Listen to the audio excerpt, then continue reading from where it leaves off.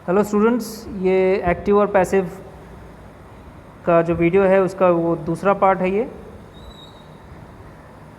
ठीक है, अब आपको एक सिंपल सा डेफिनेशन में आपको दे दे रहा हूँ, एक्टिव वॉइस किसे कहते हैं और पैसिव वॉइस किसे कहते हैं। तो you see the definition of active voice, when the verb speaks of its subject as acting, When a verb speaks of its subject as acting, it is said to be in the active voice. आपको ये याद रखने की ज़रूरत नहीं है, मैं simply आपको बता दे रहा हूँ। Example, he wrote a letter, उसने एक लेटर लिखा, उसने एक पत्र लिखा। ये मालूम पड़ेगा एक्टिव वॉइस है या पैसिव वॉइस है, कैसे? इस क्रिया के मदद से, इस वर्ब की मदद से। ध्यान रखिएगा कि वर्ब सबसे पहले आपको देखना रहेगा, ढूंढना रहेगा, क्योंकि जब आप वर्ब ढूंढ लेते हैं तो आपको उससे पता चल जाता है कि ये एक्टिव में है, पैसिव में है। ठीक है, अब वो कैसे पता चलता है वो हम लोग आगे आगे देखेंगे, पर सबसे पहले इनके और भी इस वर्ब वर्ब ढूंढने के और भी मैं फ़ायदे आपको बताता हूँ। जब आप वर्ब ढूंढते हैं तो उसके तुरंत बाद आपको ऑब्जेक्ट, जो ऑब्जेक्ट होता है वो मिल जाता है, यानी कि कर्म। ठीक है, क्योंकि क्या होता है कि वर्ब के पहले कर्ता होता है और बाद में कर्म होता है। ये सिंपल सा वर्ड ऑर्डर है, मतलब एक हकारात्मक या आप कह सकते हैं सकारात्मक साधारण वाक्य का ये वर्ड ऑर्डर होता है। पहले सब्जेक्ट आता है, फिर ऑब्जेक्ट आता है, फिर बाद में पहले सब्जेक्ट आता है और फिर बाद में वर्ब आता है, फिर ऑब्जेक्ट आता है और उसके बाद भले the rest of the sentence होता है, पर ये तीनों जो होते हैं वो इसी क्रम में होते हैं। पहले सब्जेक्ट, फिर वर्ब, फिर बाद में ऑब्जेक्ट। कर्ता, क्रिया और कर्म, कर्ता, क्रिया, कर्म। ठीक है, अब इसमें ये क्रिया मैं फिर से बता रहा हूँ, इसको ढूंढने से क्या होता है, पहले आप क्रिया पहचान जाएंगे तो आपको पता चल जाएगा कि ये टेंस कौन सा है। पहले तो आपको क्या मालूम पड़ा कि इसके बाद का कर्म कहाँ है, तो ये रहा, इसके बाद ही होता है कर्म। ठीक है, क्योंकि कर्म यानी कि ऑब्जेक्ट आपको पैसिव वॉइस में पहले लिखना होता है ना, तो एक फ़ायदा तो हुआ आपका, क्रिया ढूंढने से एक फ़ायदा हुआ। चलिए दूसरा फ़ायदा बता देता हूँ। दूसरा फ़ायदा है कि आपको मालूम पड़ जाता है ये कौन से टेंस से है। क्रिया का रूप आप अगर पहचान पाते हैं तो आपको तुरंत मालूम पड़ जाएगा कि कौन से टेंस से है। अब ये क्रिया का दूसरा रूप है, तो आपको मालूम है कि क्रिया का दूसरा रूप सिंपल पास्ट टेंस में यूज़ होता है। ठीक है, तो जब आपको मालूम पड़ जाएगा सिंपल पास्ट टेंस है तो आप आसानी से वो फॉर्मूला लगा सकते हैं, वॉज या वर। ठीक है, और उसके साथ क्रिया का तीसरा रूप। पैसिव वॉइस की बात कर रहा हूँ, ये तो अभी एक्टिव वॉइस में। अब ये सब मालूम कैसे पड़ेगा, आप कंफ्यूज ना हो, ये सब मैंने फॉर्मूला दिया हुआ है। अगर आपको नहीं याद है फॉर्मूला पहले के, कोई बात नहीं, मैंने अभी दिया हुआ है। आगे आप नेक्स्ट जो वीडियो भेजूंगा इसके बाद उसमें वो सारे फॉर्मूलाज हैं, और बहुत ही फ़नी वे में आपको प्रैक्टिस करना होगा, बहुत मज़ा आएगा। आप प्रैक्टिस भी करते जाएंगे और आपको फॉर्मूला याद करने की ज़रूरत नहीं पड़ेगी, वो फॉर्मूला अपने आप आपके माइंड में सेट होता जाएगा with a lot of exercise. ठीक है, तो ये तो एक्टिव वॉइस है, तो इस क्रिया से मालूम पड़ रहा है कि एक तो एक्टिव वॉइस है, दूसरा इसके बाद वाला कर्म हमें मालूम पड़ जा रहा है, और ये कौन से टेंस से है ये भी मालूम पड़ जा रहा है। तो कितना फ़ायदा होता है क्रिया ढूंढने से, और यही क्रिया बताती है कि मैं एक्टिव में हूँ या पैसिव में। उसके बाद ये मैं डेफिनेशन रीड नहीं कर रहा हूँ, टाइम ज़्यादा जाएगा, आप सीधा इस पर आ जाता हूँ। देखो उसी को पैसिव वॉइस में कैसे किया गया है। सबसे पहले a letter was written, wrote क्रिया का दूसरा रूप था, तो उसको मैंने चेंज कर दिया वॉज रिटन में, तो एक फॉर्मूला बन गया अपना। यदि क्रिया का दूसरा रूप हो एक्टिव वॉइस में तो पैसिव वॉइस में वॉज या वर, वॉज या वर, और उसके बाद क्रिया का तीसरा रूप लगता है। यहाँ पर वॉज क्यों लगा, क्योंकि ये सिंगुलर है, एक वचन है। ठीक है, नहीं तो अगर मान लो लेटर्स होते, लेटर्स, तो क्या होता, मैं यहाँ पर वॉज नहीं बल्कि क्या लगाता, वर। ठीक है, तो ये तो कर्ता के हिसाब से वॉज या वर चेंज होता है। तो अब देखो ये क्रिया हमें क्या बता रही है। क्रिया देखो एक शब्द का भी हो सकता है, दो शब्द का भी हो सकता है, और तीन शब्द से बनकर भी क्रिया हो सकती है। इस क्रिया के दो हिस्से हैं। एक हिस्सा है हेल्पिंग वर्ब, हेल्पिंग वर्ब का मतलब है सहायक क्रिया, और दूसरा हिस्सा है मेन वर्ब, मेन वर्ब का मतलब है मुख्य क्रिया। तो उनसे ये मिलके बना हुआ है। ठीक है, अब देखिए यहाँ पर कुछ ध्यान देने वाली बात है। पहला लिखा ओनली ट्रांजिटिव वर्ब्स, ठीक है, can be transformed into the passive voice. सिर्फ ट्रांजिटिव वर्ब्स ही पैसिव वॉइस में ट्रांसफॉर्म होते हैं। अब ये ट्रांजिटिव वर्ब क्या है भाई, तो ट्रांजिटिव वर्ब पहचानना बहुत ही सिंपल है।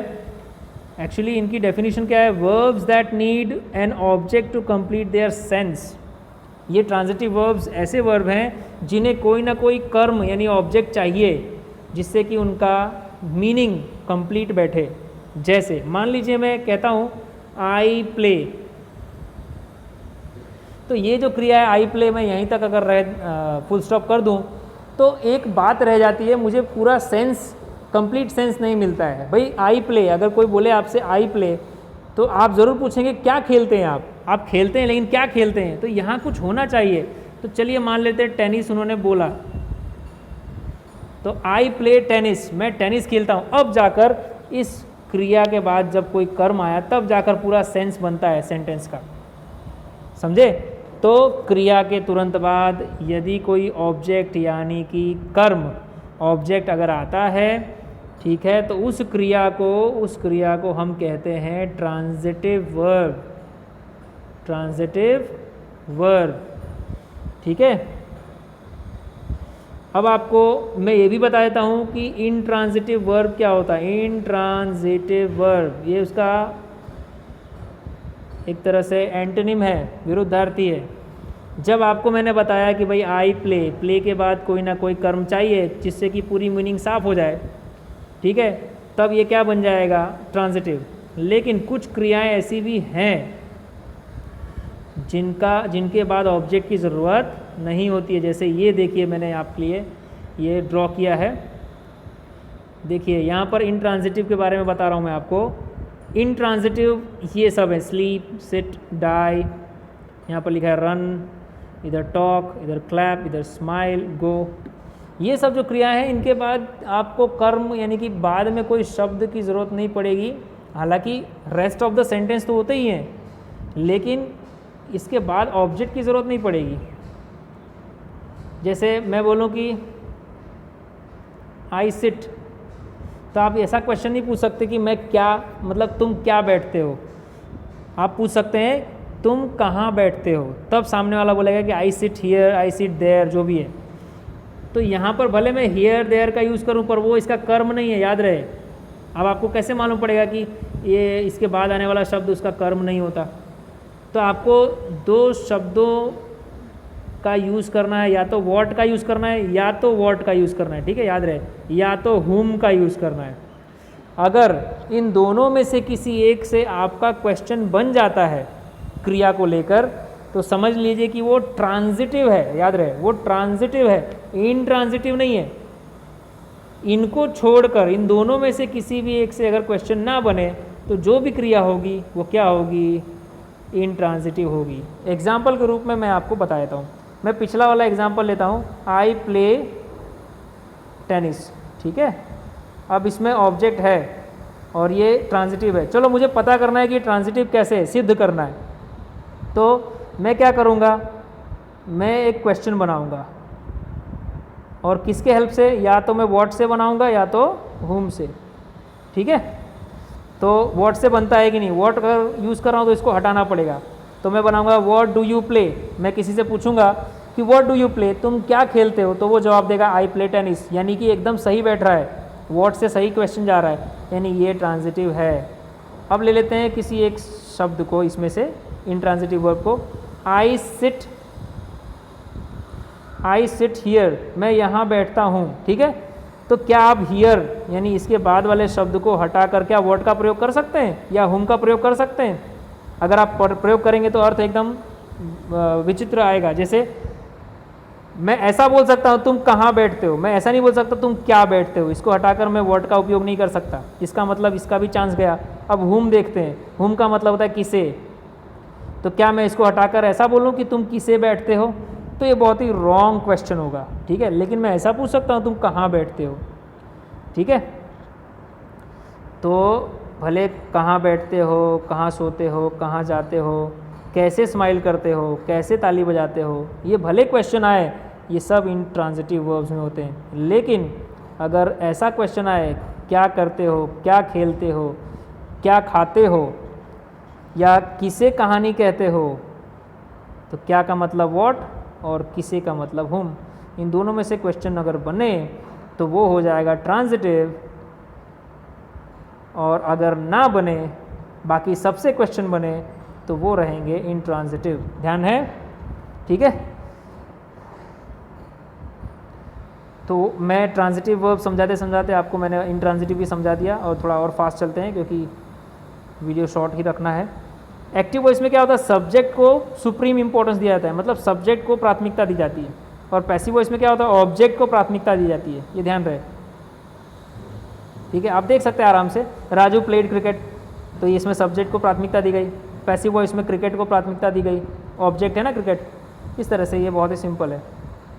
उस तरह से ये भी वही एग्जाम्पल है, आप पढ़ लेना। लेकिन यहाँ पे देखो कुछ मैंने अलग बताया है। कभी कभी क्या होता है कि हर वाक्य का पैसिव वॉइस होना ज़रूरी नहीं है। क्यों? क्योंकि वो इंट्रांजिटिव वर्ब हो सकता है। देखो यहाँ पर, अब देखो शी, पहले दूसरे का देख लेते हैं। शी कुक्स फूड, वो बनाती है, तो क्या बनाती है, खाना बनाती है। तो क्या से सवाल पैदा हुआ, तो यानी कि ये कुक्स जो है एक्टिव वॉइस ये ट्रांजिटिव है। लेकिन लाफ्स यानी हंसना, ये ट्रांजिटिव नहीं है, क्योंकि इसके बाद किसी ऑब्जेक्ट की ज़रूरत नहीं है। ठीक है भाई, मैं ऐसे थोड़ी पूछ सकता हूँ वो किसे हंसा या तो वो क्या हंसा। मैं ऐसे पूछ सकता हूँ कि वो कब हंसा, ठीक है, या वो क्यों हंसा। लेकिन क्या या किसे से क्वेश्चन नहीं बन रहा है। इसका मतलब इसके बाद ऑब्जेक्ट नहीं है और ऑब्जेक्ट की ज़रूरत भी नहीं है। तो ये लाफ वर्ड क्या बन गया, ये बन गया इंट्रांजिटिव वर्ड। ठीक है, देखिए यहाँ पर लिखा है, it can not be change into the passive voice because the word laugh is not an intransitive verb. ये एक इंट्रांजिटिव वर्ब है, इसलिए इसका पैसिव वॉइस होगा नहीं। ये आपको ध्यान रखना है, मैं इसलिए बता रहा हूँ कि आपको कन्फ्यूजन ना हो। अब देखिए वही वर्ड यूज़ किया गया है फिर से, पर उसका पैसिव वॉइस है। पर आपको ध्यान रहे कि लाफ के बाद क्या यूज़ किया गया, एट, ये प्रेपोजिशन है। तो कभी कभी क्या होता है, क्रिया के साथ कोई प्रेपोजिशन जोड़ दिया जाता है तो वो पूरा दोनों शब्द मिलके क्रिया बनाते हैं और उनका अर्थ भी अलग होता है। पहले वाले का अर्थ क्या था, लाफ का, आपको मालूम है, हंसना। पर यहाँ पे लाफ एट का मतलब है मजाक उड़ाना, किसी का मजाक उड़ाना। तो आप प्रश्न पूछ सकते हैं ना कि आप किसका मजाक उड़ा रहे थे। तो हुम, देखो हुम का मतलब किसे भी होता है और किसका भी होता है। तो आप किसका मजाक उड़ा रहे थे, उसने, वो किस पर हंसा, वो किस पर हंसा, इसका मतलब किसका मजाक उड़ाया, वो किसका मजाक उड़ाया उसने, तो भाई उसने उसका मजाक उड़ाया। तो यहाँ पर ऑब्जेक्ट है, लाफ एट का ऑब्जेक्ट है, लाफ एट का ऑब्जेक्ट है, इसलिए ये ट्रांजिटिव बन जा रहा है। देखो कितना, यहाँ पर लाफ ट्रांजिटिव नहीं है, पर यहाँ पर है क्योंकि एट के साथ जुड़ा हुआ है ये, और एट के बाद तुरंत क्या है, ऑब्जेक्ट। इसमें ऑब्जेक्ट नहीं है तो इसका पैसिव वॉइस है। और ये तो इंट्रांजिटिव बता दिया आपको। ध्यान रखिए कि इंट्रांजिटिव वर्ब ये भी होता है, रन भी होता है। अब लिखा है कि he runs on the road, वो रोड पे दौड़ता है। तो मैं ऐसे तो नहीं पूछ सकता वो कहाँ, मैंने वो क्या दौड़ता है, मैं पूछ सकता हूँ वो कहाँ दौड़ता है, इसको अगर हटाना चाहूँ तो ये क्या से क्वेश्चन नहीं बन रहा है। इसका मतलब ये ट्रांजिटिव नहीं है, ये इंट्रांजिटिव है। लेकिन यही इंट्रांजिटिव वर्ब यहाँ पर देखो ट्रांजिटिव बन गया। कैसे?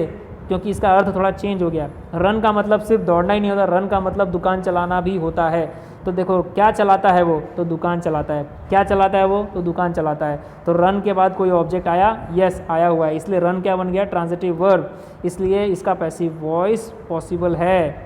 उसके बाद देखिए ऐसे भी वाक्य आते हैं जिसमें आप सिंपल सा परिचय देते हैं, किसी चीज़ के बारे में बताते हैं। दिस इज़ अ ट्री, इसमें ये जो क्रिया है इज़, ये क्या है, ये इंट्रांजिटिव है। इंट्रांजिटिव क्यों है? क्योंकि इसके बाद कोई ऑब्जेक्ट नहीं है। ये आपको ऑब्जेक्ट लग रहा है पर है नहीं। आप क्वेश्चन पूछ के देख लीजिए, दिस इज़ अ ट्री, ठीक है। ये क्रिया वो नहीं है जो एक्शन वाली क्रिया नहीं है, जैसे खेलना, पाना, उठना, बैठना, लिखना, पढ़ना, ऐसी क्रिया नहीं है ये। खाली ये मेन वर्ब है, ये कोई एक्शन नहीं बता रही है। और आपको ध्यान रहे एक्टिव और पैसिव वॉइस में एक्शन वर्ब का होना ज़रूरी है। अगर आप पैसिव करना चाहते हैं तो एक्शन वर्ब का होना बहुत ज़रूरी है। बिना एक्शन वर्ब के आप पैसिव वॉइस बना ही नहीं सकते, और ये है ही नहीं एक्शन वर्ब, तो वैसे भी पॉसिबल नहीं है passive voice. Is that clear? Please read the PDF I have already sent you, okay, and do right in your notebook. This is your homework. Thank you.